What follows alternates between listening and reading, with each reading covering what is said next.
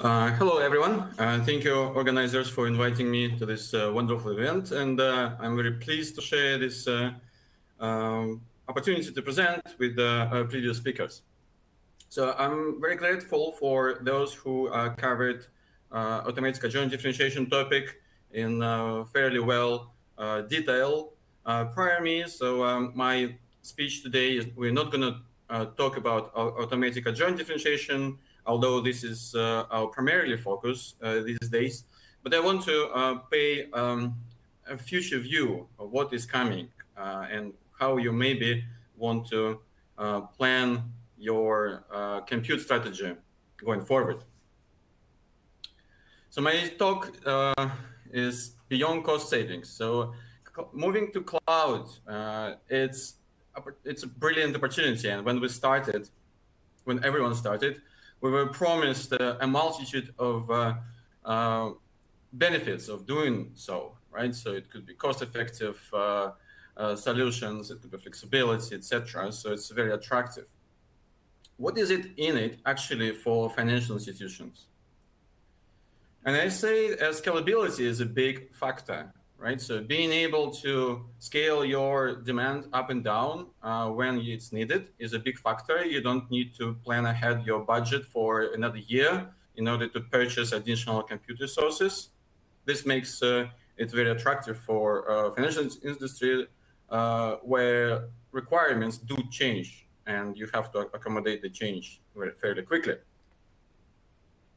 What else is interesting for the cloud? So I think the main premise for the cloud to make economical sense is pay as you go.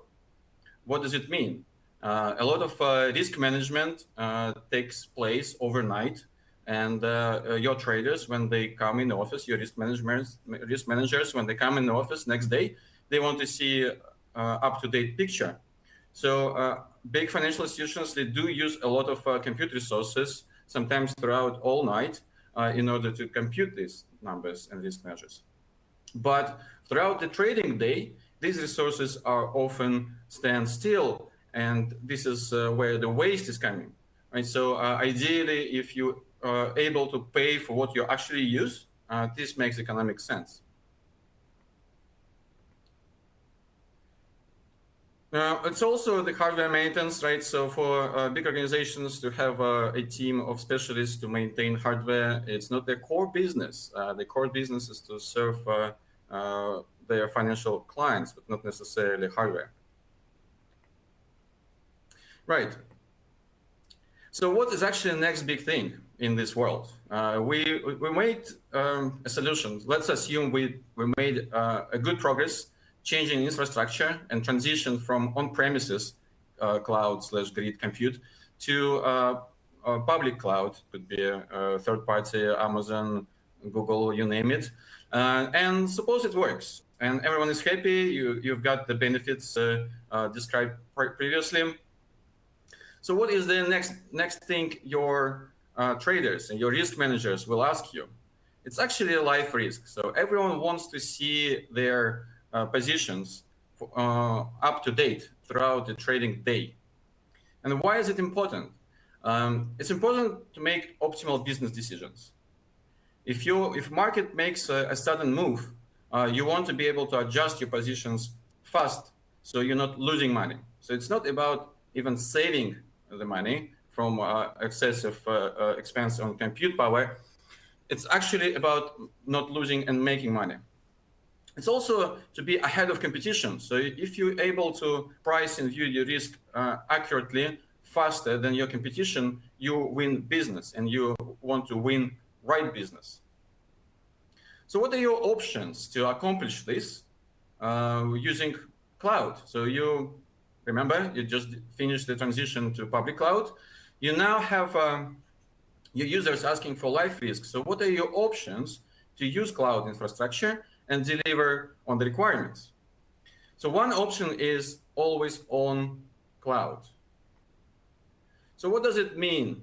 How does it, no, sorry, not always on, but on demand cloud. So as before, as using our batch task mode risk system, we would do, we'll try to we'll try to use the same approach for life risk.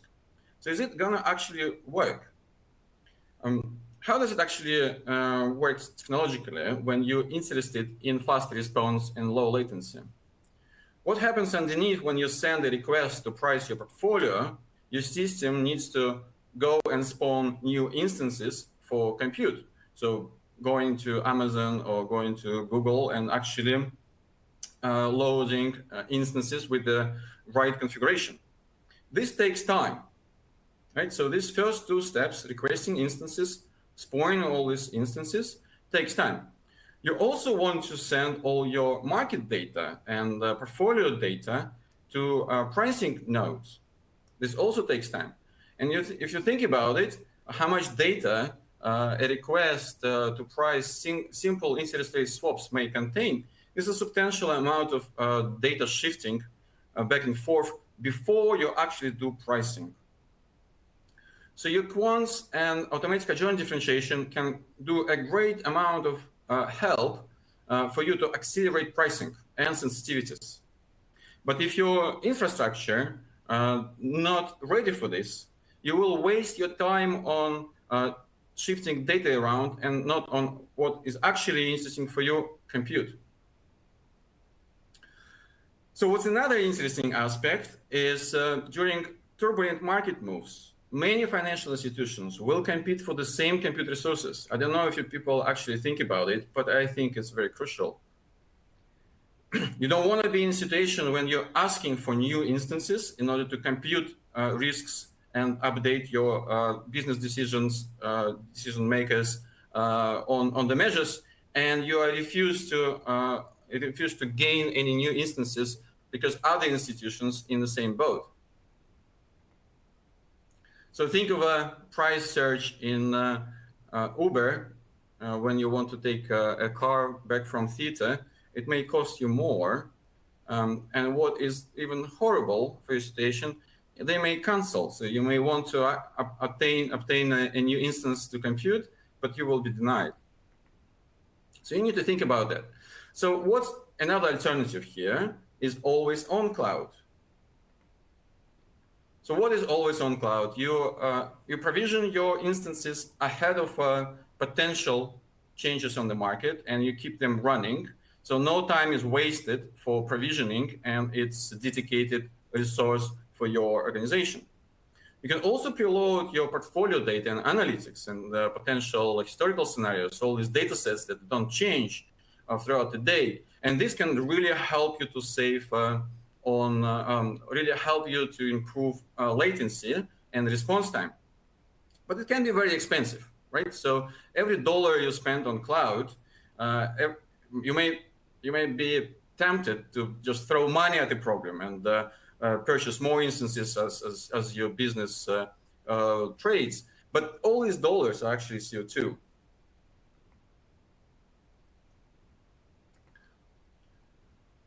So how you can actually be ready for these requirements, for life risk that is coming? So we suggest to use automated adjoint differentiation in conjunction with the always on grid concept, right? What's the beauty of automated adjoint differentiation? It allows you to reduce the compute requirements by factor of hundreds, right? So even if you in the mode of always on cloud and with bump and revalue risk measures or scenario risk measures, you would have to have thousands of nodes always available to you. With algorithmic differentiation, you can reduce these requirements substantially to make it a financially viable solution. So how does it actually work in practice? So in practice, everyone has some kind of risk system already. The risk system able to create and distribute jobs on remote compute nodes. And we can take advantage of existing infrastructure. And instead of computing a single PD on a remote compute node and exiting, dumping all these valuable trade definitions and the state, we can enable this node to stay always on and make a service computing PV and sensitivities on the fly throughout the trading day.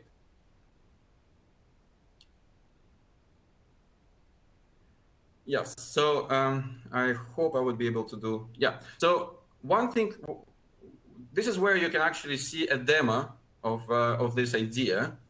It's a live risk service running on matlogica.com. And it's not, it looks synthetic and fake, but it's not. It's actually uses open source quant-leap library with adjoint differentiation integrated. And in this example, we only cover interest rate swaps, but it's very easy to add nonlinear products. And here we demonstrate this idea. And the idea is we can preload 1,000 interest rate swaps into a valuation graph. And this valuation graph can be optimized at runtime for valuation, for quick response time. So every time we have an update on a tick data on market, we can very quickly and efficiently run the full valuation graph and compute PV of all trades. And what's most importantly, also we can compute all sensitivities, right? And in this example, it takes about 4 seconds for a single CPU core to actually load the trades into memory and form this valuation graph. But every single update on your portfolio view consumes only about 20 milliseconds. And to be honest, the server we're running this on, it's not very powerful. It's done by a single CPU core, so it's not a massive compute power behind it. And in fact, my notebook does a better job at this at the moment. So how does it actually work? Underneath, we have a very clever runtime compiler that allows our users to run their original analytics implemented in high-level languages, such as C++ and Python, where they are responsible for the elementary operations. So if you remember, Luca was talking about expressions and elementary mathematical operations. Quant analysts are in control what kind of calculations take you from market inputs, be it the market rate, spreads, etc., to PV of a particular trade. We on the fly can record these calculations and form efficient machine code to calculate PV of the trade, taking you from inputs to PV. And also we on the fly can form machine code to calculate adjoint of this function or derivatives. And this typically means the code we generate, because it's formed at runtime, and it's formed to solve a specific problem at hand. We can do it much faster than the original program. I know it sounds magic, but it's not. Your program, when it's built by C++ compiler at compile time, cannot see all the details of portfolio you're going to price, right? But at runtime, you know what trades you're dealing with. You know its exact parameters. You know if it's a call put option. You know if it's a specific expiry, a number of cash flows in it. We're able to form machine code that can be run much, much quicker compared to compile time or ahead of execution compilation. Right.